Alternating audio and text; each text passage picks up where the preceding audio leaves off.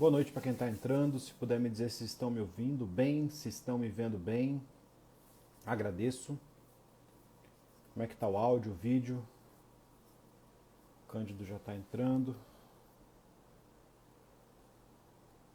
Já vou. Boa noite a todos.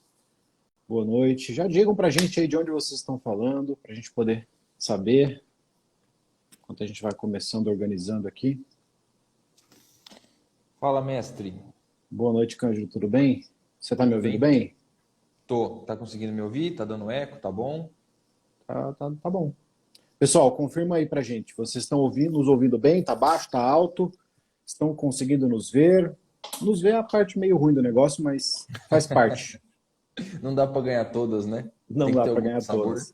Vocês querem conteúdo e rostinhos bonitinhos, não vai rolar. Então, Ou tem que conteúdo ser. ou rostinho bonito. É. Como não tem rosto bonito, fica conteúdo mesmo. Exato.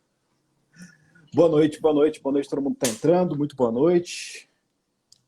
Vão falando pra gente de onde vocês estão falando aí que a gente já começa a falar. Já começamos a apresentação. Deixa eu até avisar já, Marco, já que você que abriu a live, no final salva ela para mim, que depois eu vou transformar ela num podcast, de subir para o Spotify, o pessoal que não conseguir assistir agora, depois escuta, caminhando, fazendo outra coisa. Beleza. Pessoal, boa noite. Sejam todos bem-vindos, sejam todas... Ih, agora deu chabu. Está mexendo e está dando chabu no fone. Eu estou parado. Estava mexendo e deu chabu. Agora parou. Começou de novo. Não sei se o pessoal está ouvindo também.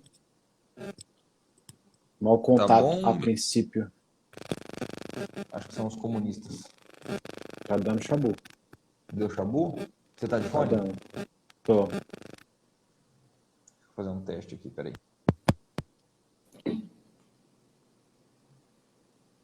Fala aí. Tô, só tá com um pouco de eco. É porque eu tirei o fone. Deixa eu espetar ele de novo. Não dá para ficar sem fone, porque senão vai dar eco na minha voz. Pessoal, só um pouquinho de paciência, tá? Aqui é... Quem sabe faz ao vivo. O Henrique disse que é um ataque hacker da Rússia já. Nem brinca. Tá ruim, cara. Tá ruim? Então peraí que eu vou trocar o fone. De novo. Peraí. Troca de fone. Enquanto isso, meu povo, vão dizendo pra gente aí. Arranca esse fone daí. De onde vocês estão falando. Já vão compartilhando com a galera, porque o tema... Cândido, tira o fone. Tira o fone.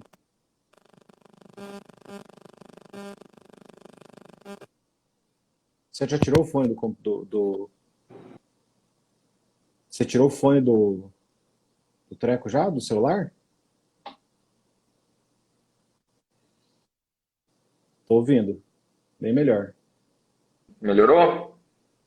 Melhorou. Então, beleza. Problema resolvido. Tá. O meu não funciona. Se eu colocar o fone sem fio, ele com live com duas pessoas, ele não funciona. Só se estiver sozinho. Cara, o meu, ele tá dando... Depois que eu subo a live, a qualidade do áudio fica um pouco ruim. E eu não sei por quê. É só com fone sem fio que fica assim. Pessoal, boa noite. Boa noite a todos. Sejam todos bem-vindos, todas bem-vindas.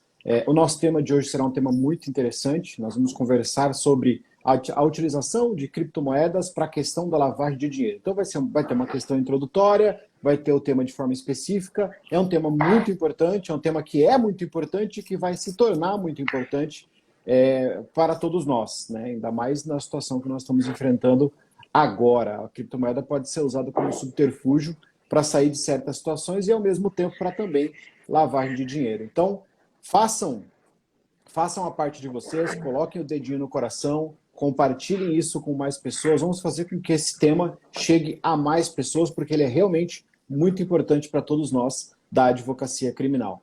Cândido, se apresenta para o pessoal aí, caso eles não te conheçam.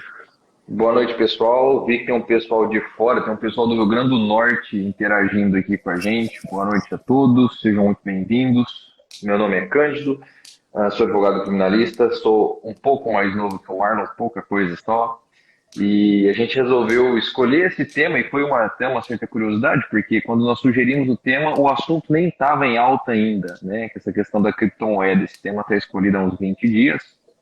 Depois disso, uma série de notícias sobre criptomoedas, Bitcoin especificamente, foi disparando, disparando, disparando, e nós vamos comentar um pouquinho, inclusive, até da relação de ontem para hoje, a relação do Bitcoin com essa questão da Rússia, que eu não sei se vocês acompanharam, o Bitcoin sofreu, né, uma certa influência dessa relação, mas isso nós vamos comentar ao discorrer da live. Então, só uma introdução, sejam todos muito bem-vindos, vamos bater um papo aí sobre lavagem de dinheiro, lavagem de capitais e Bitcoin. Marlon, com a palavra. Tá, para começar, pessoal, só para a gente ter uma pequenininha introdução, a gente tem que entender o que basicamente seria lavagem de dinheiro. Depois a gente vai entender como que funciona essa lógica do Bitcoin, para que a gente possa vincular as duas coisas, tá? Não vamos adentrar no coisas como, por exemplo, se a Binance informa, a Receita Federal não informa, isso aí não é nosso objetivo, até porque se você vai fazer lavagem de dinheiro com essas criptomoedas, possivelmente você não vai usar nenhuma exchange brasileira, né? Senão você tá fazendo cagada. Então, já começou errado, né? Já começou guri. O ponto é, pessoal, a lavagem de dinheiro nada mais é do que você tentar transformar um dinheiro que ele veio de uma forma ilícita, e aí pode ser, hoje em dia, a lei mudou, já fazem quase 10 anos que a lei mudou. Então, você tem a lavagem de dinheiro, pode ser vinda de qualquer delito. Qualquer coisa, de furto ao tráfico de drogas, a lavagem de dinheiro, ela faz com que você tente pegar um dinheiro que você recebeu dali, você não tem como explicar para a Receita Federal, explicar para o governo brasileiro, explicar para as autoridades de onde ele saiu, e você tenta fazer algo, e aí tem N coisas que você pode fazer. Quem acompanha aqui o meu perfil sabe que é o crime que eu mais atuo, né? Lavagem de dinheiro é minha principal atuação. Então tem uma cacetada de possibilidades que você pode utilizar para fazer a lavagem de dinheiro. E também, logicamente, se você pensa nessas possibilidades, você tem que trazer, nosso caso como advogados criminalistas, o que seria a investigação nesses casos, como que se chega até essas pessoas, para que a gente possa fazer uma defesa, até mesmo para saber se efetivamente aquilo é ou não é uma lavagem de dinheiro. Então, basicamente, você pegar o dinheiro que veio de uma origem ilícita e tentar mascará-lo de forma que ele fique de forma lícita. E, como eu disse, você pode usar trocentas coisas, vai de loja de móveis usados até um restaurante que supostamente vende centenas de pratos por dia, mas ele nem existe, até Bitcoin, até NFT e qualquer coisa do tipo. Então, vamos começar agora. Fala um pouquinho para a gente, Cândido, sobre a questão. Logicamente que, basicamente, não vamos entrar no mérito de cada tipo de criptomoeda, até porque nós não somos experts nisso, a gente cuida do direito penal, mas cada criptomoeda trabalha com uma lógica de blockchain, mas cada uma tem um jeito diferente. Algumas são centralizadas, outras são descentralizadas. Então, nós vamos pegar o Bitcoin e as NFTs como exemplo para que a gente possa... Aí você pega e expande isso para outras criptomoedas que também podem ser utilizadas. Então, explica para o pessoal aí, para eles terem uma noção do que seria essa questão do Bitcoin, principalmente. Perfeito. Para a gente acompanhar esse raciocínio do Bitcoin especificamente, é fundamental que nós entendamos, eu vou usar a expressão tradicional aqui, o que seria a lavagem de dinheiro no seu aspecto tradicional. Quando a gente fala do crime de lavagem de dinheiro, parte-se, né, de um pressuposto pré-existente de uma relação tradicional de capitais, no sentido de que você tem um sistema econômico vigente e que você burla esse sistema, você engana esse sistema, ou que você tenta maquiar, lavar o dinheiro propriamente dito, nessa dinâmica, e aí sim você tem essa situação. O que eu quero dizer com isso? Que, via de regra, na sistemática tradicional, e eu estou falando de moedas e ativos nacionais e estrangeiros, estou excluindo o criptoativo aqui, o Bitcoin, você tem você tem três elementos na relação. Você tem o sujeito ativo, o sujeito passivo, o A e o B, e você tem um elemento centralizador. Não vou mostrar o dedo meio que foi feito. Você tem um elemento centralizador, que normalmente são instituições financeiras ou instituições que possuem o dever legal de prestar essa informação ao órgão fiscal, ao órgão fazendário ou ao órgão que vá prestar uma conta à Receita Federal ou ao Bacen depois. Então você sempre tem uma relação a três. As duas pontas, A e B, e o órgão centralizador. Por que eu estou fazendo questão de pontuar isso? Porque essa é uma das principais diferenças quando a gente fala de Bitcoin, a gente fala de criptoativos, NFTs e qualquer outras coisas. Por quê? Qual que é a diferença? Veja, na sistemática tradicional, quando o Cândido vai mandar um dinheiro para o Marlon, vai fazer um TED, um Pix para o Marlon, do Banco Bradesco para o Banco do Brasil, o que acontece? O Cândido está mandando R$ 100 da conta dele para a conta do Marlon. Aonde que essa segurança ela é validada? É justamente no órgão centralizador, que é a instituição financeira, que é o banco. Então, ao transacionar essa operação, quem me garante que vai sair 100 da minha conta e entrar 100 na conta dele é o banco, que é o órgão centralizador. Então, o banco vai pegar, vai identificar que houve isso e vai validar nos seus próprios registros. De modo que, se acontecer um problema num TED ou num DOC, e eu precisar estornar ou cancelar a operação, quem cancela é a instituição financeira, que é o meio dos três. Não é o Cândido, não é o Marlon, a pessoa física ou agências, né? É a própria instituição financeira que cancela. Então, via de regra, essa é uma transação tradicional que nós temos. Funciona dessa maneira. Como o Marlon falou, o que é a questão da lavagem de dinheiro? Você pega um capital, um lucro pressupostamente ilícito, né? Lembrando aí que nós temos essa questão, até o Marlon que gosta disso, toda lavagem de dinheiro ela não é um crime em si próprio, ela pressupõe que se você está lavando um dinheiro, você tem um crime anterior, né? Pode ser o que você obteve um lucro ilícito que você quer dar essa lavagem para ter a obtenção de licitude, né? Então você pega o dinheiro do tráfico e você precisa lavar o dinheiro do tráfico para ele ficar limpo com impressão de legalidade e você poder usufruir dessas questões todas. Então, essa é a transação nacional, ou a transação padrão que você utiliza no banco. O que muda, o que é o Bitcoin, o porquê que ele é tão revolucionário e por que ele vale tanto? Eu acho que, para ser bem sincero, algumas coisas andam junto, né? Então, Bitcoin, Cyberpunk, Rick and Morty, Universo Paralelo são coisas que estão ficando mais próximas da realidade. E por que eu falo isso? Porque o Bitcoin em si, qual é a natureza jurídica? O que é o Bitcoin? Ele existe? Ele é uma matéria? Você compra ele? Você não compra? O Bitcoin, ele é um criptoativo. Ele é uma moeda digital. Nessa questão de moeda digital, como é que ele nasceu? Para que serve? O Bitcoin começou com uma moeda de jogo. Ele começou simplesmente com questões virtuais. Teve até notícia, né, que o Bitcoin valorizou. Você acompanhou pessoas que compravam 45 Bitcoins por 2 pizzas. Se não me engano, o Emily recebeu uma vez, acho que 30 bitcoins num acerto. Então, veja, o Bitcoin começou com uma moeda digital de jogo, uma questão de jogo. Como é que esse negócio se monetizou? Como é que ele virou o que ele é hoje? O que é tudo isso? Por que tudo isso? Aí que se dá. O Bitcoin, ele é praticamente um sistema autossustentável em si mesmo, né? Eu expliquei que a relação tradicional passa pelo banco, né? Passa pelo terceiro mediador. O que acontece com o Bitcoin especificamente, e aí nós vamos ter algumas palavras-chave, que é a questão do blockchain, por exemplo, né? Para quem não sabe, eu vou usar o mesmo exemplo de R$ 100 que eu usei com o Marlon na transação nacional, só que em Bitcoin.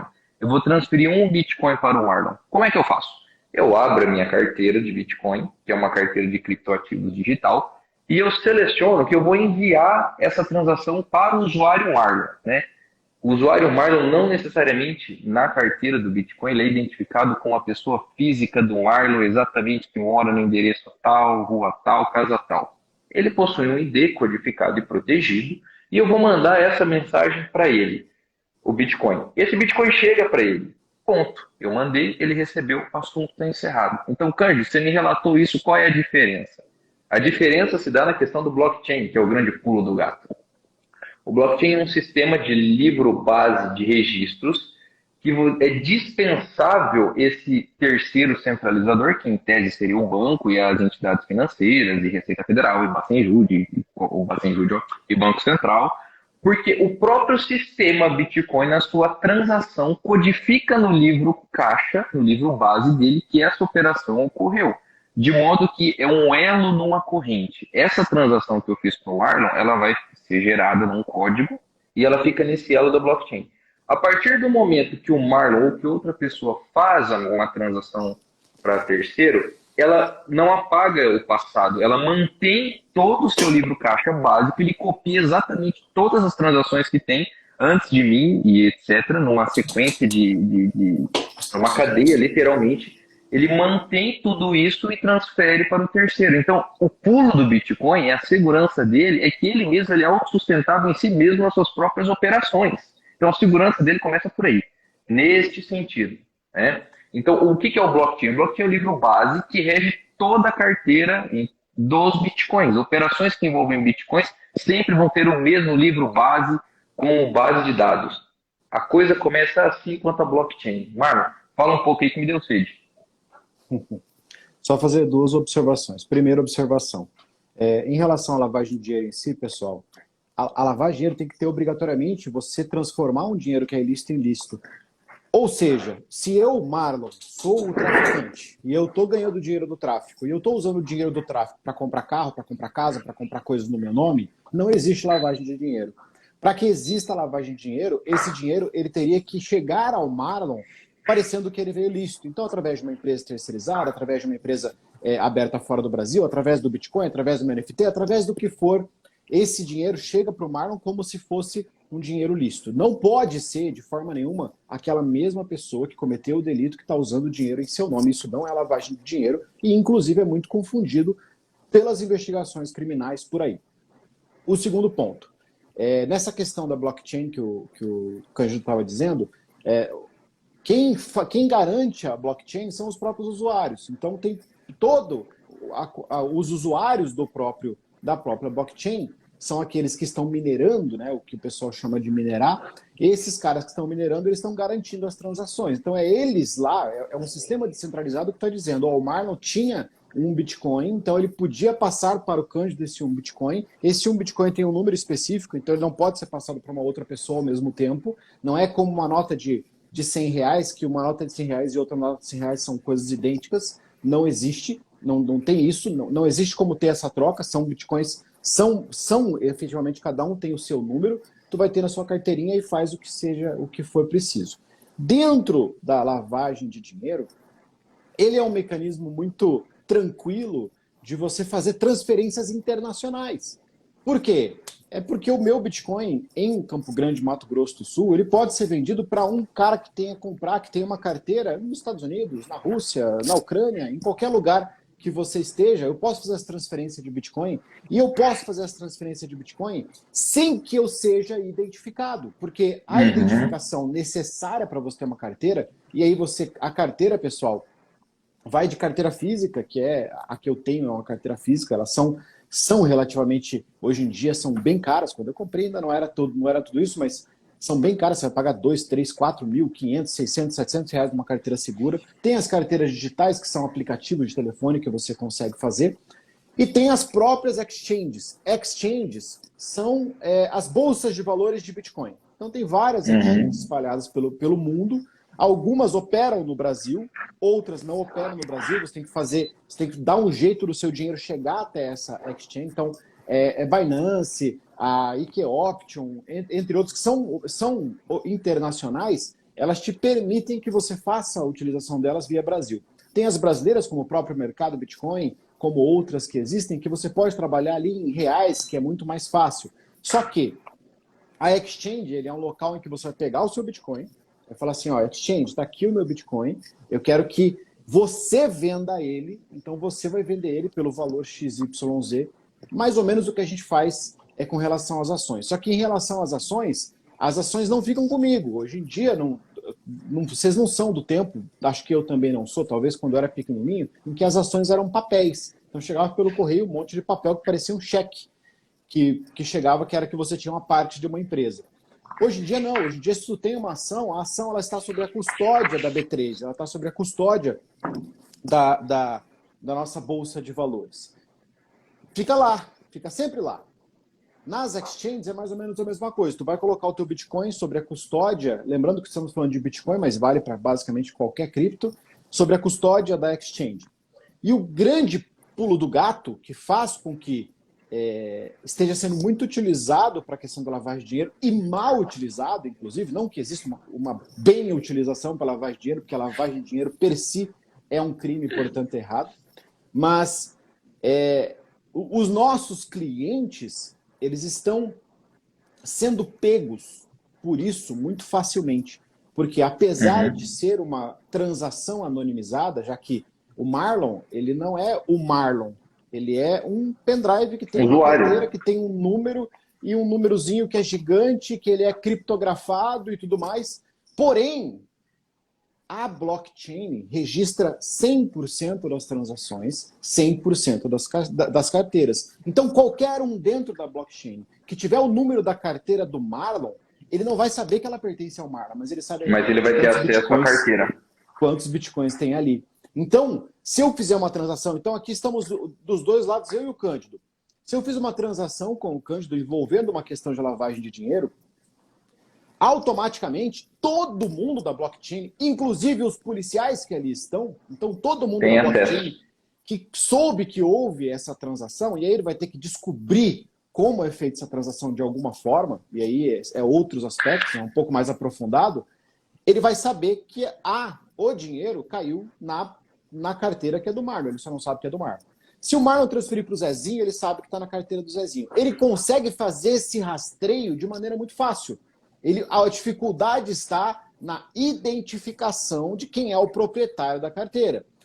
Identificação essa que, se você entra numa blockchain, possivelmente você está fazendo um cadastro na blockchain, colocando o seu nome na blockchain, ou no mínimo, fornecendo o seu IP. E através desse IP, se chega a você muito facilmente. Complementa aí pra gente, Pedro. Eu acho que esse negócio, só um adendo aqui, ele é tão empolgante que se a gente for separar, a gente fica falando horas de um único ponto, né? Mas para a gente progredir um pouquinho, continuando nisso, isso que o Marlon falou diz respeito à própria natureza estrutural de funcionamento do Bitcoin. O negócio foi feito e planejado para ser assim. Então, essa corrente imutável no sentido de registros, eu que tive acesso a uma transação hoje, por exemplo, a minha cadeia de registros, ela vem desde a primeira pessoa que fez a primeira transação no Bitcoin. Não necessariamente que eu vá ter o acesso a ficar olhando tudo isso, mas esse bloco histórico de transações e correntes, ele é imutável, registrado, e essa é a garantia do próprio sistema em si mesmo para você efetuar as operações. Então, a brincadeira começa assim, né, com essa imutabilidade. Por quê? Porque numa transação, numa dinâmica tradicional, como eu falei do banco, quando você tem um erro, quando você precisa, eu fiz um TED, eu fiz um DOC, e era para ir com o Arnon, mas eu bati o dedo, o dígito foi errado, o que acontece? O cidadão do banco vai lá, que é o intermediador entre o A e o B, e deleta a sua operação. Ele consegue cancelar, pegar ela, reativa esse crédito e devolve. Então, numa operação tradicional, você consegue alterar esse elo, por assim dizer. No Bitcoin, você não consegue alterar essa cadeia.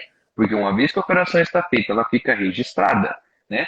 E todos têm acesso, no sentido de base de dados da blockchain. Isso fica registrado, não é uma coisa que só eu que fiz a operação tenho acesso. Evidentemente, como o Marlon disse, a questão do anonimato, você não vai saber quem é a pessoa física por trás daquele mundaréu de código e criptografia, mas essa operação fica lá, resolvida, né?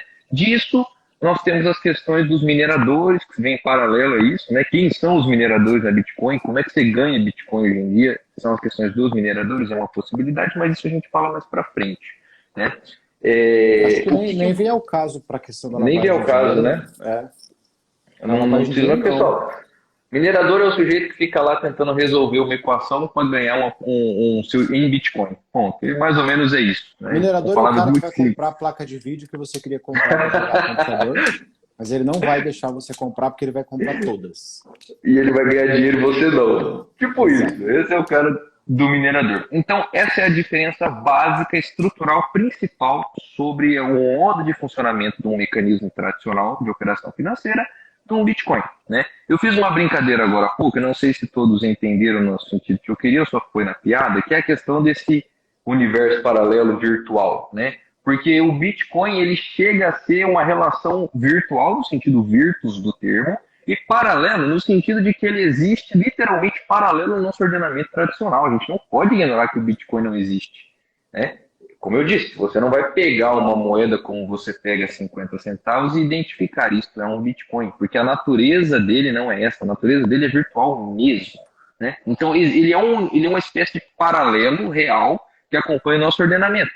E a questão da lavagem, ela vai começar a ter um problema com o criptoativo justamente quando você tentar entender a operação que, em tese e em partes, ela utiliza de um mecanismo tradicional, dinheiro em espécie, capitais, esse tipo de coisa, você migra para esse universo virtual e você começa a ter as problemáticas sobre o como migra, por que migra, para onde migra e como você direciona essa verba. Né? Isso aí são questões um pouco mais técnicas e objetivas dos pontos da lei, da lavagem de dinheiro e do sistema financeiro nacional, mas é a realidade. Né? Como o Marlon disse, é muito confundido no crime de lavagem de dinheiro a relação de compra e venda com dinheiro sujo, né, que a gente tem, do ato de você lavar dinheiro. Porque lavar dinheiro não é um único ato, ele é um processo, né, Marlon? Ele envolve várias etapas, normalmente a ocultação, e aí você tem as outras duas, e você acaba entendendo que a lavagem em si é um processo inteiro, não é um único ato. Falei alguma besteira? Não, de forma nenhuma. Aí, nessa questão da lavagem com o Bitcoin, surge um outro complicador, que é a transformação da moeda Bitcoin em uma moeda corrente. Então, tem que transformar Tem que transformar, não, porque as operações elas podem ser feitas em Bitcoin. Eu posso comprar uma casa em Bitcoin. O cara pode vender uma casa para mim por 3 Bitcoins. Para pagar o imposto, ele vai ter que converter isso em reais, mas ele vai colocar... o valor foram 3 Bitcoins, não foram R$1 milhão. R$1 milhão. 3 Bitcoins. Então, quando a gente pensa nessa lógica de lavagem, um dos grandes fatores que está causando a aplicação incisiva, e a Polícia Federal, pessoal, não se iludam, a Polícia Federal, as polícias civis, algumas polícias civis especificamente, como a Polícia Civil, o Ministério Público do Distrito Federal, são polícias que estão efetivamente de olho nessa questão de transação. E aí elas ficam dentro dos fóruns, dentro da Deep Web, de vários locais, e às vezes infiltrados dentro das próprias organizações, com o simples objetivo de fazer a identificação de quem é o dono da carteira X, para que depois, quando houver a transferência para a carteira X, ele possa fazer os outros rastreios. Porque como você não tem uma identificação, você não tem muito como você descobrir o IP, por exemplo, para você pegar o endereço de alguém que é o dono daquela carteira. A não ser que essa pessoa comece a fazer outras coisas, como eu disse, colocar, por exemplo, aquele Bitcoin numa blockchain e acabar sendo identificado por causa disso. Que é, normalmente, o principal erro que está acontecendo. Erro, de novo, quando eu falo erro, pessoal, estamos falando para você entender a lavagem de dinheiro com Bitcoin, porque nós, como criminalistas, nós partimos da base, saber como aquilo acontece para poder pensar numa defesa. Então você não tem como pensar numa defesa de qualquer tipo de delito sem saber como aquele delito aconteceu. As brechas daquele delito são as situações da sua ocorrência. Então você tem que saber se, por exemplo, existia como a polícia ter acesso àquela chave sem que fosse feita uma interceptação. Se não tem como aquela polícia ter acesso àquela chave, vincular aquela pessoa, vamos supor que ele tem uma carteira, não colocou na blockchain. Na blockchain não, desculpa. Nunca colocou numa exchange. Ele tem uma carteira que foi comprada por um terceiro em outro país, chegou para ele, na carteira dele tem Bitcoin. Beleza. Aquele Bitcoin, ou sei lá, e aí fica a criptomoeda, escolha aquela que você goste mais, aquele Bitcoin, aquela criptomoeda, ela está sendo fruto de lavagem de dinheiro. Então, ela foi transformada em criptomoeda que veio de um dinheiro do tráfico. Por exemplo, beleza. A polícia sabe que chegou na carteira XYZ um valor específico. Existe, você para entender, você tem que falar, a pergunta que você tem que se fazer é, como a polícia chegou ao meu cliente? Por quê? Porque, às vezes,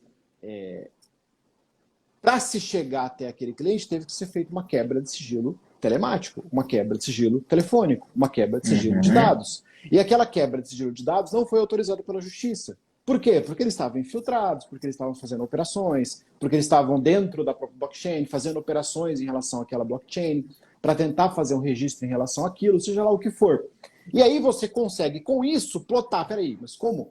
Se você, no momento que você tem que sentar com o seu cliente, você não pode dar uma de bobo. Você tem que entender do que você está falando. Lógico, você vai ter que estudar muito mais do que a gente está falando aqui. É por isso que a gente está explicando o que é o Bitcoin, como funciona o Bitcoin, Porque o cliente vai falar para você, olha, putz, eu fui pego fazendo isso em XYZ. Se tu não souber o que é uma blockchain, se tu não souber como funciona uma carteira Bitcoin, se tu não souber que para a polícia chegar até aquela carteira, já que ele não colocou numa exchange aquele valor, ela teria que ter ou acesso diretamente a ele, ou acesso diretamente à carteira dele, ou uma quebra de sigilo bancário telemático, ou, desculpa, bancário não, telemático, telefônico ou de dados, e aquilo não aconteceu, você não tem como plotar essa causa de nulidade que você poderia usar no caso de uma investigação.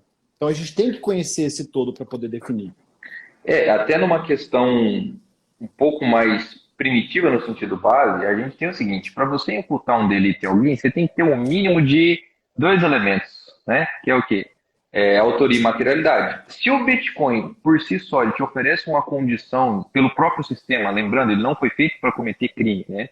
Ele é uma moeda digital com suas características, um criptoativo. Mas se ele te dá uma proteção, uma segurança, uma privacidade ao ponto de um terceiro não conseguir descobrir quem seria a autoria, né, desse suposto delito, e o terceiro consegue isso, alguma coisa está errada. Você tem aí uma situação de que você tem uma regra, que ela é, em tese, protegida, e alguém teve acesso. Epa, alguém deu com a língua nos dentes, alguém não respeitou a regra do jogo. É isso aí que a gente chama de nulidade, nesse exemplo que eu estou dando, né? Então, veja, se o Bitcoin ele é protegido de ponta a ponta, criptografado de segurança, só tem aí 2 ou 3 maneiras de um sujeito, da autoridade policial, descobrir, né, a sua identidade, seja através do IP, porque ele rastreou, ou porque você colocou o seu nome no exchange, e aí na hora de abrir a exchange, você tem que dar seus dados. E foi lá, e sem uma ordem judicial necessariamente, ou sem uma ação controlada. A ação controlada é uma autorização para o pessoal segurar isso aí. Eles vão e descobrem, puta, o Arnon está pegando o dinheiro do tráfico, comprando tudo em Bitcoin. Se você não tem essa autorização judicial, você não ia descobrir isso nunca, porque o sistema do Bitcoin ele é seguro por si dessa ponta a outra. E aí você encontrou uma nulidade, você acaba anulando os demais atos deste processo. Então essa é a importância e o primeiro paralelo da relação segurança, regras do jogo na sistemática processual penal e o Bitcoin enquanto moeda digital. Outro ponto importantíssimo é, além de te dar a possibilidade de você enxergar nulidades, ele te dá uma situação de previsibilidade. Por exemplo, como que se chegou ao meu cliente? Chegou porque a polícia plotou em uma empresa que ela já estava investigando por lavagem de dinheiro que foi utilizada a compra de uma criptomoeda em uma exchange via banco com aquela empresa. Tá. Se você plotou isso, automaticamente aquilo não está na investigação para você. Você percebeu isso olhando para a investigação, mas ela não foi clarificado para você que foi esse o modus operandi policial. Você plotou isso, automaticamente você já sabe. A polícia sabe da existência dessa empresa, então a polícia, eu tenho que chegar no meu cliente e falar assim, me fala tudo que existe em relação a essa empresa. Porque se a polícia sabe da existência dessa empresa, eu tenho que me precaver em relação à linha defensiva. Se ela sabe dessa empresa, ela sabe de tudo que está ao redor. E eu tenho que saber o que pode aparecer. É aquela situação, o teu cliente, ele matou alguém aqui no meu escritório? Beleza, a primeira pergunta que tem que fazer é, tem câmera? Tinha gente? Não tinha gente? Quais são as provas que podem aparecer? No momento não apareceu ainda, mas elas podem vir a aparecer. E se você ficar sem esse juízo de previsibilidade, que é uma das coisas mais difíceis que a gente tem na advocacia, sem esse juízo de previsibilidade, automaticamente você cria um problema para a sua atuação defensiva, já que você não vai conseguir preparar uma defesa coerente. Porque você vai estar se defendendo de uma gota e, na verdade, tem um oceano por trás. E aí a polícia está trabalhando com você como se você fosse uma marionete ali naquela gotinha e falando, putz, olha ali, ó, tô dando brecha, ele está se defendendo, ele está fazendo isso, está fazendo aquilo, está buscando isso, está buscando aquele outro, enquanto pelas costas está rolando uma investigação e essa investigação vai estourar no meio desse processo e você não vai saber, você vai ser pego de surpresa.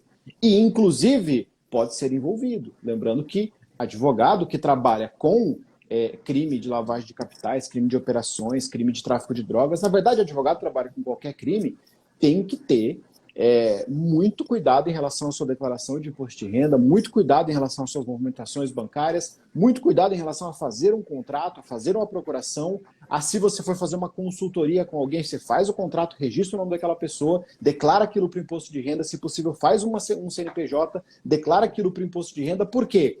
Se por acaso vincularem um depósito que veio de uma conta, de uma organização criminosa, porque eles estão fazendo o rastreio da organização criminosa, e aquele dinheiro caiu na tua conta, é você que vai ter que provar que focinho de porco na tomada. É você que vai ter que provar que aquele dinheiro não estava sendo usado para lavagem, na verdade estava sendo pago de um honorário. E se você não tem contrato, se você não declarou aquele dinheiro, se você não tomou cuidado, está dificultando a sua própria vida. Tá? Então nós temos que tomar muito cuidado em relação a isso. E aí, se você entra se você entra numa situação dessa, tem uma pessoa que chama COAF, né? Que ele vai ligar uma luzinha assim, plim, opa, transação suspeita. Por quê? Todo cidadão, todo mundo que tem CPF ou CNPJ tem uma espécie de identidade de movimentação financeira, né? O quanto você movimenta, você tem um perfil financeiro, né? Então, por exemplo, eu sou um sujeito que eu ainda não movimento 500 mil por mês ou por semana. Se da noite para o dia eu começo a movimentar 300 mil, 500 mil, 1 milhão, sem justificar a origem desse dinheiro, isso vai ligar a luz do COAF. Primeiro ponto. Bom, ligou a luz do COAF. Ponto número 2. A instituição financeira... Marlon, só um adendozinho. O pessoal está falando que está travando a imagem, metade fala que está, metade fala que não está. Só a menina falou que está travando, deve ser a internet dela. É? Os outros falaram que não está e ninguém reclamou mais. Então, se travar, 2 segundos depois, quando chega para eles, ia surgir um monte de mensagem aqui dizendo que estava travando. Então, se foi só uma, é porque provavelmente não está. Então tá tudo certo. A conta de internet tá paga aqui, tá funcionando, meu povo.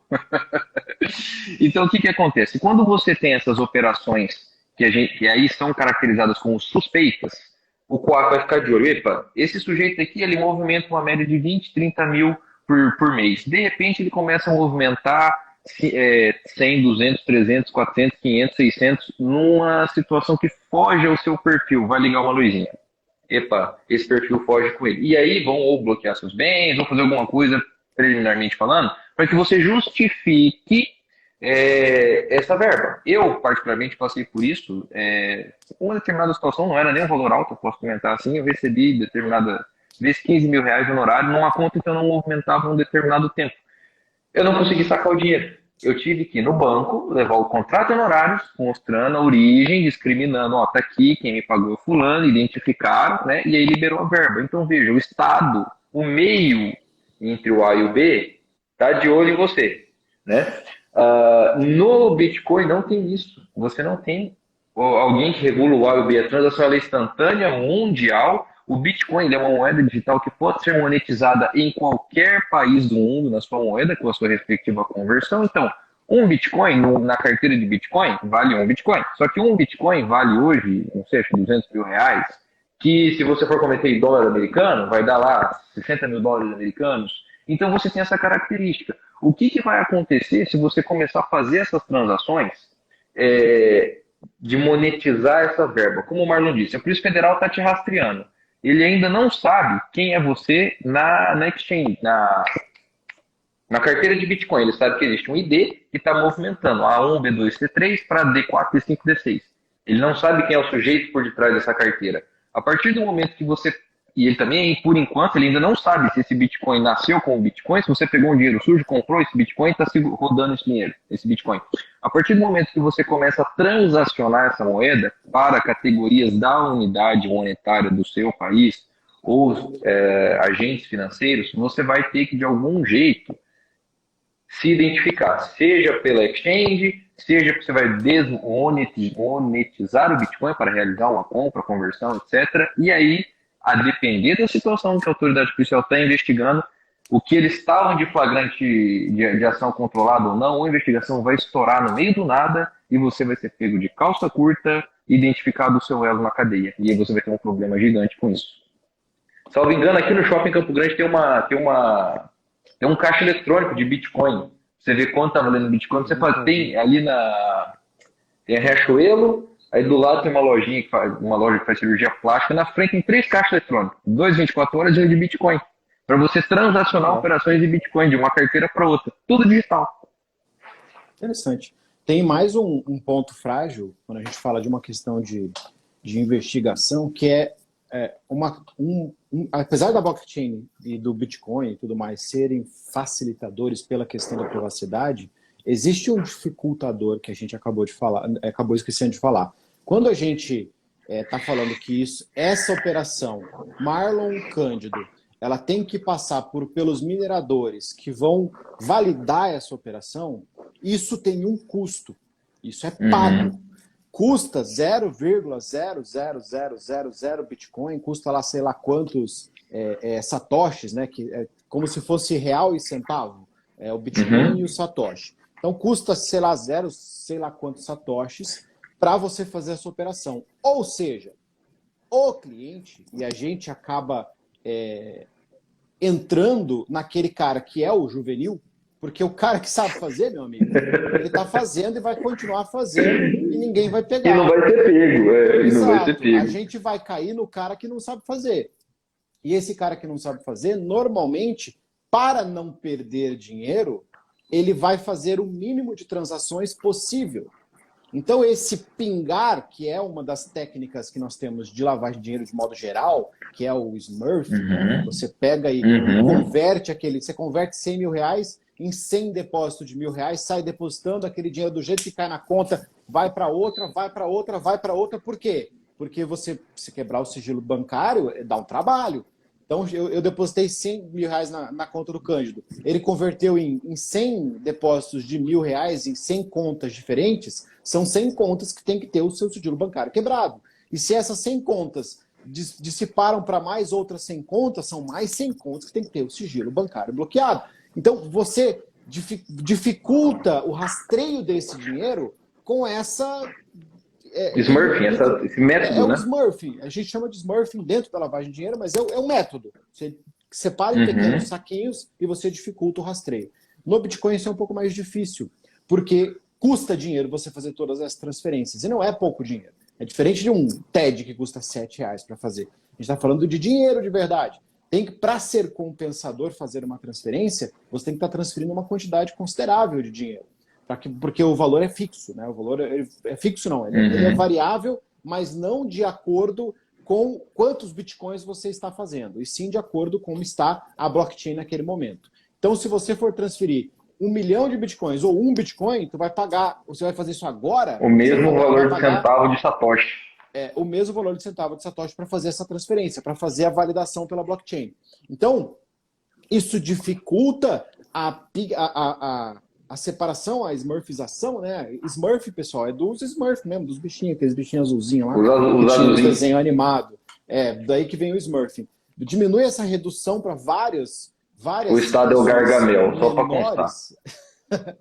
Dificulta essa separação porque fica inviável tendo em vista esse valor.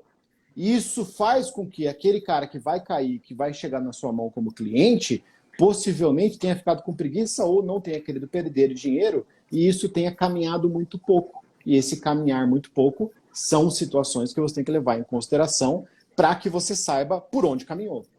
Por onde caminhou e como chegou a cada lugar. Só respondendo o João Gabriel, sim, a live vai ficar salva, depois nós vamos transformá-la aí num podcast para vocês ouvirem via Spotify, vai ficar disponível. Marlon, pegando esse gancho que você disse, tem uma outra situação que é, cara, esse negócio de estudar o Bitcoin é fantástico, é curioso, né? Não tem como não ficar empolgado com ele, né? Quando a gente vê isso aí. O que acontece? A gente falou de duas realidades agora. O custo operacional em real no sentido, para nós brasileiros é em real, para quem é em dólar, ela é em dólar, se você realiza uma operação financeira, mas em Bitcoin ela custa satoshis de Bitcoin, né? Que é a unidade 0,00 ponto. O que eu acho que o pessoal não se perguntou ainda, que foi a primeira coisa que me chamou a atenção, que é o desdobramento do NFT. O porquê que o Bitcoin vale tanto.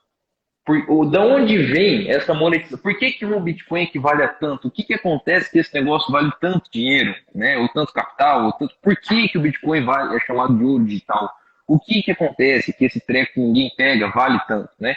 A gente tem algumas teorias aí. A gente sabe que a riqueza de um país é medida pela sua quantidade de ouro, minerais de minério base, né? São matérias básicas. E o Bitcoin, por que ele vale tanto? É o novo ouro, o Bitcoin? O que acontece, né? A partir da teoria da moeda, que a gente vê isso. Veja, a pergunta que eu vou fazer. Quando eu te dou uma nota... Travou? Destravou? Quando eu te dou uma nota de R$ 100, a nota em si equivale a R$ 100 ou você tem algum mecanismo externo à nota que garante que aquele pedaço de papel, com aquelas características, tem um determinado importe de troca, né, de remuneração, que equivalem aos R$ 100, né? Por que isso? Porque a questão da troca é justamente o que faz o Bitcoin valer tanto, né? Veja, tudo é moeda, tudo é troca. No presídio, o que é muito comum nos estabelecimentos prisionais você usar como moeda de troca se você não tem dinheiro em espécie? Cigarro. Então a gente sabe que o cigarro ele é utilizado como uma moeda e um maço de cigarro equivale proporcionalmente a um favor, a um pedido, a uma ligação, não importa o que. Mas veja, o valor da coisa está na coisa em si ou está no algo fora a coisa que valida aquela operação da coisa? Isso serve para a moeda tradicional, o órgão fora a coisa. Por quê? Porque o Bitcoin, como nós falamos, ele é autossustentável e autovaloroso em si mesmo. Ele é um negócio que cada Bitcoin é único. O meu Bitcoin da minha carteira, a minha moedinha, não tem o mesmo código que a sua, e ambas são moedas Bitcoins. É daí que está talvez o valor do Bitcoin nesse sentido. Cada Bitcoin é único, é como se fosse uma espécie de DNA. Ninguém vai ter aquele troço. Pode ter a mesma cor. E daí se desdobrou a questão dos NFT, que é os macaquinhos e qualquer outra coisa. O que é o resumo de tudo isso? Olha, você tem uma coisa que ela é única, e justamente porque ela é única, incopiável, ela é transferível, mas incopiável, ela tem esse valor próprio. E esse negócio que ninguém tem, ninguém vai mais ter, a gente tem algumas questões de mercado, etc., que na conversão justificam esse valor alto, né? Da cotação do virtual para o real. Então, o que chamou minha atenção nesse ponto é o Bitcoin é um treco único, ninguém copia, mas você transfere, e existe uma influência direta, a relação começa por aí, né? O quanto um Bitcoin vale na sua moeda local, depender da carteira de que você está, e o Estado crescendo o olho numa coisa chamada imposto. Por quê? Porque a gente sabe que ninguém paga imposto porque quer ou porque gosta, a gente paga porque é obrigado, não tem jeito, né? Mas todo imposto ele tem o seu fato gerador em si. Então por que a gente paga imposto de renda? Porque o fato gerador do imposto de renda é oferir renda, né? Então a gente sabe que toda tributação, todo imposto tem o seu fato gerador em si. O que está acontecendo nessa dinâmica de hipervalorização, né, do Bitcoin, com essa relação cambial, trocar Bitcoin pela moeda local, etc. O Estado, não estou falando só do Estado brasileiro necessariamente, estou falando do Estado global, ele está buscando um meio, a depender do país que você está, de tributar esse negócio. E aí você começa a ter uma outra problemática desdobrando isso. Você está querendo validar com mecanismos locais uma moeda digital para você tributar. Se você tributa, você vai cair até numa outra questão de uma súmula que nós temos aqui, com palavras simples, que é o dinheiro não tem cheiro. Quer dizer, se eu tributar o Bitcoin, os produtos que são obtidos de maneira ilícita, que eu pego o Bitcoin, eu pago o tributo, esse tributo ele é reconhecido como lícito, o produto dele, e aí o Bitcoin fica preso em si, mas o que veio dele é lícito porque eu paguei o tributo. Você começa a ter essas problemáticas do Estado intervindo nessa relação virtual, real e tributária nesse momento, e aí você começa a entender mais um motivo do porquê que o juvenil se ferra. Porque ele não sabe utilizar o poder que a moeda tem. Lembrando, ninguém está fazendo apologia ou incentivando lavar dinheiro com Bitcoin. Mas uma vez que você entenda como funciona esse mecanismo todo, se você transacionar em Bitcoin, a sua segurança é muito maior, para qualquer coisa. Se você pegar o seu Bitcoin, começar a converter, dessa conversão você cair nessa questão do Estado, até uma questão política nesse momento, você vai ser identificado e a depender da maneira que você foi identificado, você vai responder um processo penal e você tem questões muito mais atuais que nem são pacificadas ainda sobre o assunto envolvendo o Bitcoin. Deus seja. Olha, como estamos nos aproximando do final, vamos usar o que eu acho hoje o maior exemplo de facilidade que existe para a questão da lavagem, que são as NFTs. O que é NFT? Só bem sucintamente, tá, pessoal? NFT é algo, normalmente uma imagem, que você salva na blockchain. Basicamente é isso. Só que aí você salva em uma blockchain específica, pode ser qualquer uma. As pessoas usam do Ethereum, né, que é uma segunda moeda, além do Bitcoin. Mas você pode salvar basicamente em qualquer blockchain, vai virar uma NFT. Aí a dificuldade vai ser mais a questão do transacionar. Como um Bitcoin ou como um contrato ou como qualquer coisa, a NFT, na verdade, é um grande contrato. Você vai salvar naquela blockchain um contrato que vai dizer basicamente assim: essa imagem está salva aqui, ela tem esse código hash, né, que é o código que identifica cada imagem, ela tem esse código hash. Quem produziu essa imagem foi o Zezinho da Silva, que tem a carteira tal. Se ela for vendida lá na frente, o Zezinho da Silva vai ganhar uma porcentagem, quem for colocar mais vai ganhar outra porcentagem, assim por diante. Mas basicamente é uma imagem que, ela sendo salva na blockchain, ela ganha um caráter único. Único não porque não pode ser copiada, e sim único porque ela pode ser identificada. Qualquer obra de arte pode ser copiada, meu amigo. Tu vai lá, tira uma fotografia, imprime e você vai ter uma Mona Lisa na sua casa. Só que a sua Mona Lisa não é a Mona Lisa que está lá. Não é a Mona Lisa que foi pintada à mão, bonitinha, lá pelo... Acho que é Leonardo da Vinci, né, da Mona Lisa? Me fugiu agora. Lá pelo Leonardo da Vinci, sabe lá Deus quando. Ela é uma cópia. Então você pode fazer uma cópia, você pode ir lá entrar no perfil do Twitter ou do Instagram do Neymar agora, printar a imagem dele, que é um macaquinho lá que ele pagou 3 milhões de reais, e usar no seu Twitter? Pode usar à vontade. Só que não é o original. Exato. Então, isso dá o caráter de unicidade, portanto, é o que dá o valor. Porque isso tem coisa valendo tanto assim como tem obra de arte valendo milhões e milhões e milhões. Mas o que é o Tchan? O que é um negócio importante em relação ao nosso assunto, que é a lavagem de dinheiro? Eu posso fazer... Eu não me preparei, não pensei. Deixa eu pegar aqui o meu cartão. Eu posso tirar... melhor ainda, pegar o bichinho da minha filha. Eu posso tirar uma fotografia desse bichinho, né? Fazer um sorriso para... Vamos ver, ele tá sorrindo, ele tá fazendo assim. Eu fazer uma foto assim, igual ao bichinho, tirei uma fotografia minha. Eu peguei essa fotografia e eu registrei ela na blockchain, tá? Eu posso fazer isso. Tem outras formas de fazer a NFT também, mas eu posso fazer dessa forma. Transformei isso em uma NFT. Ótimo, beleza. Aí eu tirei uma foto com esse bichinho aqui, eu tirei uma foto com esse tocando pianinho aqui, fingindo que estou tocando piano também. Cada um desse virou uma fotografia. Quanto que isso vale? Nada. Eu vou gastar para colocar na blockchain. Porém, o Cândido, que é o cara que está com o dinheiro, que vai comprar minha droga, ele, ao invés de me pagar R$1 milhão na minha droga, ele vai comprar a minha NFT por R$1 milhão. Porque a NFT ela pode valer de 0 até o infinito. E ao comprar esse negócio por R$1 milhão, eu tenho R$1 milhão lícito, porque eu comprei da forma... eu ganhei da forma correta, eu vendi minha arte.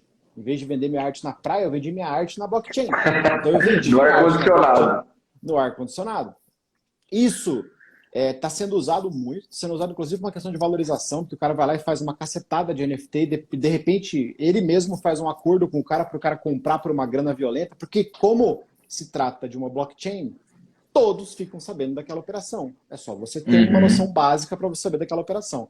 Então o cara vai lá e fala, putz, compraram aquilo por R$1 milhão. Será que é o macaquinho igual o do Neymar ou é alguma outra coisa? Será que isso vai ter um grau de importância? Pode ser que outra pessoa licitamente compre a minha foto tocando piano por um valor equivalente? Pode ser que não. O ponto é, esse macaquinho que eu vendi, que não tinha valor nenhum, é minha arte. É um bem. É algo que eu fiz e que eu produzi e que eu estou vendendo licitamente por um leilão na internet. E se alguém quiser pagar R$1 milhão nisso aqui, não tem ilicitude nessa operação. A operação ilícita está por trás, que é a questão que, na verdade, isso é para comprar droga. Mas enquanto isso não vier de forma aberta, enquanto não mera transação compra e venda. Exato. É mero negócio particular. Não souberem que o Marlon vende droga, não souberem que o Marlon tem a carteira número tal, registrado onde ficam as NFTs dele, que o Cândido é o comprador de droga que vai vender na PQP lá, que ele tem a carteira número tal, é só uma transação de compra de NFT. E isso facilita muito essa questão da lavagem, porém, de forma aparente, porque como a gente disse, é tudo lindo, parece muito fácil, mas a polícia está de olho e ela pega muito fácil. E aí nós vamos ter, num intervalo que eu não vou dizer, podem anotar aí, isso aqui vai ficar salvo, anota aí no intervalo de 1 ano, nós vamos estar chovendo, já tem situações como essa, mas vai estar chovendo para muito mais advogados, não só para quem é especialista nessa área, para cuidar de clientes que estão envolvidos em lavagem de dinheiro, que essa lavagem de dinheiro passou em algum momento por cripto ou por NFT, que não deixa de ser um tipo de cripto. Justamente pela visão de facilidade. O cara olha e fala assim, alguém aí desse lado pode estar olhando, e eu já recomendei 1000 vezes aqui, não faça isso em casa, criança, não faça, não brinque com fogo, estamos falando numa visão que você pode utilizar para criar defesa para o seu cliente no futuro. Mas pode ter alguém mal intencionado aí, que olhou para o Marlon fazendo isso aí e falou, caralho, eu não sabia que era tão fácil, eu vou fazer Vou ficar rico amanhã. Amanhã, eu já estava afim de vender droga mesmo, agora eu sei que é fácil, vou fazer isso aí e vou resolver o problema. E ele vai só fazer isso e vai se ferrar. E aí ele vai ter que ligar para a gente tentar defendê-lo em relação a isso. E aí, como existe esse fator de identificação, essa questão de privacidade, que é o ponto principal, a nossa linha de defesa, normalmente ela vai girar ou em uma nulidade de como foi obtida essa carteira, então, como que eles descobriram que eu era o dono da carteira XYZ, ou na negativa de que essa carteira pertença àquela pessoa. Porque se não foi feita uma cagada muito grande, só foi encontrada uma carteira, enquanto você não encontrar aquela carteira, meu amigo, e não encontrou com o Marlon, ela não é do Marlon. Então estão falando que ela é do Marlon. Estão falando que ela é do Marlon, mas qual que é a prova? A prova é encontrar a minha carteira comigo, ou se eu fiz alguma merda de comprar coisa. Aí o cara vai lá e pega e usa uma carteira. Eu gosto de criptomoeda, eu sempre, há muito tempo, eu perdi a chance de entrar no Bitcoin lá no começo, porque eu já tive oportunidade e não entrei. Eu entrei no Bitcoin pela primeira vez quando estava na última alta, tomei na tarraqueta, mas não cheguei a perder dinheiro porque eu não vendi, só perde dinheiro quando você vende, né? Então, eu gosto dessa questão de criptomoeda há muito tempo, e vamos supor que eu queira fazer uma cagada agora e virar criminoso, e eu resolvo usar a minha carteira, a qual eu já usei para comprar na IKE Option, já comprei no mercado Bitcoin, já comprei na Binance, e eu passei o meu cartão de crédito para comprar isso lá, quando eu comprei há 5, 3, 4 anos atrás, eu usei o meu cartão de crédito, aí amanhã eu resolvo fazer caca, e eu esqueço desse detalhe, e eu vou usar a minha carteira digital. Cara, se eles fizerem um andar para trás, eles vão ver que houve meu cartão de crédito em algum momento ali. E eu vou me ferrar. E esse é um dos erros que eu creio que vai acontecer com muita frequência. E a gente vai se deparar com essas situações na prática, na realidade da advocacia. Perfeito. Lembrando o que você falou agora, nós repetimos no começo, né? Só para o pessoal entender que não é. E por que não é tão fácil assim? Porque toda lavagem ela não começa em si mesma, né? Você não tem essa questão de uma lavagem que nasceu pela lavagem. Toda lavagem, ela pressupõe que você está obtendo um rendimento, um lucro, um ativo de maneira ilícita que você quer dar licitude a isso. A essa janela entre o ilícito e o lícito, nós chamamos do processo de lavagem. Processo enquanto sequência de atos, tá? Então, se você não tomar cuidado e fizer o que o Marlon fez, eu vou inverter o exemplo. O Marlon tem o exemplo do NFT aí que ele estava usando. Ele pega, vende o NFT dele por 1 milhão, pega esse 1 milhão, saca de uma maneira, o macaquinho azul dele aí, o Smurf verde dele aí, e compra droga. A situação está indo de A para B. De B para A, o que ele faz? Ele pega, recebe o dinheiro do tráfico de 1 milhão, ele já vendia droga, ele só não tinha ativo digital. Ele pegou, puta, eu vou pegar esse dinheiro, o Juvena, né? O que ele vai fazer? Ele vai pegar esse 1 milhão e ele vai colocar esse 1 milhão do tráfico em Bitcoin. Então ele fez o procedimento contrário, deixando rastro. Se ele pegar o cartão de crédito dele, comprou 2, 3 Bitcoins, vai ficar registrado que ele pegou um dinheiro, que era sujo, passou pelo cartão de crédito, comprou o Bitcoin para tentar dar essa aparência, de lavar, etc. Onde é que vão pegar ele? Justamente isso, no rastreio, né? E vão pegar o rastreio de qual maneira? Via de regra só tem duas. Se você tiver a questão da nulidade, né, de você não respeitou a ordem legal do processo penal, você teve ali um flagrante preparado, uma coação de testemunha, alguma coisa, ali, uma gravação ilícita, alguma coisa, ou se você conseguiu fazer esse rastreio por vias legais, você deixou uma pista, uma brecha, o cartão de crédito aqui no nosso exemplo, né? você tem um ID no Bitcoin protegido, mas para esse ID aqui usou o cartão do fulano, vamos atrás do fulano aqui. Pronto, achou o homem, vai responder processo penal, estoura tudo. Excelente. Bem, pessoal, espero que vocês tenham gostado do nosso assunto. Isso é um assunto que ele tem vários vieses técnicos. A gente poderia aprofundar. A gente poderia não, porque eu não sou um técnico em relação a isso. Então eu não poderia, mas talvez o Cândido. Mas a gente poderia aprofundar em relação a dentro da blockchain, como é que faz, o que é blockchain, o que é o próprio Bitcoin, o conceito, o nascimento, como que faz transação, a própria lógica do NFT, que é um negócio novo, novo não, mas agora que está fazendo um boom, que todo mundo quer brincar de NFT, a própria lavagem, porque eu nem falei do que o Cândido falou agora, eu estou batendo na lavagem na questão do Bitcoin. A gente tem que lembrar que tem um crime antecedente, então esse crime antecedente, ele quando a gente está defendendo a lavagem, ele tem que ser um foco. Ah, beleza, foi transferido dinheiro, mas tudo bem. Esse dinheiro não é. Transferência de dinheiro não é ilícito, você tem que provar que essa transferência veio por causa do XYZ. Então, tem muita coisa a se falar em relação a isso também, a gente só pegou um pouco o assunto, e o nosso objetivo maior não é nem que você saia daqui algum tipo de expert em relação a isso, porque não tem como. É muita coisa. E a gente eu tô no raso, cara, eu tô no raso e eu gosto disso há muito tempo, então eu tô no raso, e se você quiser aprofundar, você pode. A questão tem muita gente, eu creio que alguns de vocês podem estar nessa situação, que não estão nem no raso porque não estão olhando para esse lado. Não estão olhando para a possibilidade que pode surgir de amanhã um cliente te ligar em relação a uma situação como essa e você não saber nem por onde você tem que começar. Então você tem que olhar para isso, porque quando um cliente se um cliente sentar na minha frente hoje e ele falar que ele está lavando dinheiro com blockchain, eu perguntar para ele o que é blockchain, ele vai levantar e vai embora.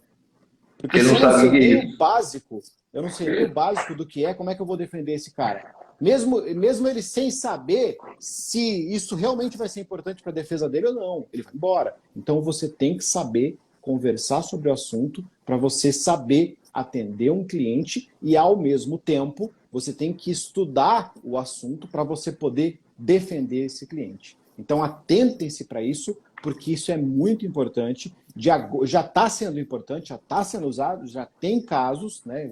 Todo mundo sabe muito bem que eu adoro trabalhar com isso, é a minha principal atividade, é trabalhar com essa questão de pessoas que estão sendo processadas por lavagem de dinheiro de alguma forma.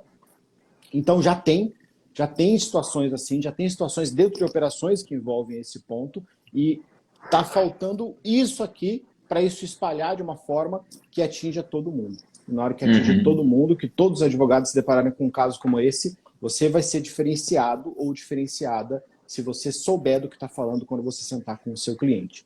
Então, muito obrigado a todos que assistiram até aqui. Isso aqui vai ficar salvo sim, e aí a palavra final fica contigo, Cândido. Pessoal, obrigado a todos que compareceram. Eu gostaria até de dizer aqui que, se dependesse de mim, eu ficaria pelo menos mais umas 2 horas conversando, porque esse negócio ele é fantástico, ele chama atenção. Para quem gosta, né? Para quem não gosta, ele prende você de tudo que é lado de atenção, é fantástico. O mecanismo do Bitcoin em si mesmo, né? E depois, quando você faz essa literatura comparada do mecanismo do Bitcoin com a lavagem de dinheiro, no seu aspecto primeiro tradicional, que eu falo, né? Da lavagem de capitais, e aí você começa a mesclar isso é um negócio fantástico, tem consumido minha atenção, e aí nos últimos 2 meses, que é uma coisa que eu tenho estudado muito, estou bem empolgado. Pessoal, olha esse livro aqui, esse aqui é o Mar da Testemunha, esse troço aqui, ó, orelhinhas e orelhinhas, isso aqui é lavagem de dinheiro com Bitcoin, né? Então assim, eu estou encantado com isso, agradecer ao Mar na participação, e responder, teve um colega que perguntou, o curso de Direito Penal Econômico nessa relação, olha, nada que o bom velho Gustavo Henrique Badaró não ajude, nada aí que o Regis Prado não ajude, mas lembrando, para você entender o Bitcoin, essa questão de lavagem de dinheiro, você precisa entender primeiro o que é lavagem de dinheiro. Não adianta você querer entender primeiro o Bitcoin para depois entender a lavagem, porque são institutos diferentes, e a maneira ortodoxa, tradicional, comece pela lavagem de dinheiro, tradicionalmente falando, isso, Bitcoin é um crime de lavagem de dinheiro. E depois estude o funcionamento desse mecanismo. Fantástico livro. Inclusive, pessoal, eu comecei a ler isso por causa do Arlen, que eu vi ele um dia. Eu falei, cara, me dá isso aí, e comprei o livro e é fantástico. Então, só agradecer a participação de todos, dizer que no que depender de mim, eu vou gravar mais material sobre isso, porque eu estou encantado com esse material, essa temática toda. Estou à disposição, a live vai ficar salva. Marlon, acho que deu, né? Deixa eu só falar pro pessoal. Pessoal, esse livro aqui, ele é raso, tá? Em relação a todos. Ele entra em todos os aspectos, menos em NFT, basicamente. Mas ele entra na lavagem, entra no Bitcoin, entra na lavagem com o Bitcoin. Mas é um livro muito bom, principalmente para você iniciar nisso. É o livro do Thiago Augusto Bueno, Bitcoin e Crimes de Lavagem de Dinheiro. Esse foi o que eu comentei. Badaró, né? O Badaró. Esse, ao meu ver, é o melhor livro que a gente tem de lavagem de capitais, que inclui lavagem de capitais, é esse livro do Badaró. Que, para quem gosta dessa área, para quem quer estudar isso. Né? Mas aí também tem registrado, deixa eu ver o que mais tem aqui de direito. Aquele básico do Alberto Torão sobre a habeas corpus, né? Para eventual nulidade aí tem que estar sempre a pronto saque. Com certeza. Sem dúvida. Pessoal... Aliás, para deixar o pessoal curioso, Marlon, como é que fica a cadeia de custódia quando você pega isso, hein? Com o Bitcoin tem cadeia de custódia? Não tem cadeia de custódia? O pessoal respeita, não respeita? Coisas do processo penal. É uma loucura. É uma loucura. É um tema que vai dar muito trabalho para a gente ainda. Pessoal, Cândido, muito obrigado. Obrigado pelo convite. A ideia de fazer a live sobre esse assunto foi do Cândido. Depois que eu indiquei o livro para ele, ele gostou de verdade do livro. E surgiu essa ideia de compartilhar com vocês esse aspecto, falar tudo sobre esse tema. E obrigado a todos que assistiram até aqui. Isso aqui sim vai ficar salvo. Depois o Cândido vai transformar também no podcast. Então não esqueçam de clicar aqui, seguir os dois se vocês não seguem, seguir o Cândido para que você possa saber quando ele vai lançar esse podcast, onde você vai poder assistir, ouvir, né? Eu sou tempo de assistir podcast. Você vai ouvir o podcast. E muito obrigado a todos. Valeu, Cândido. Boa noite. Obrigado. Abraço.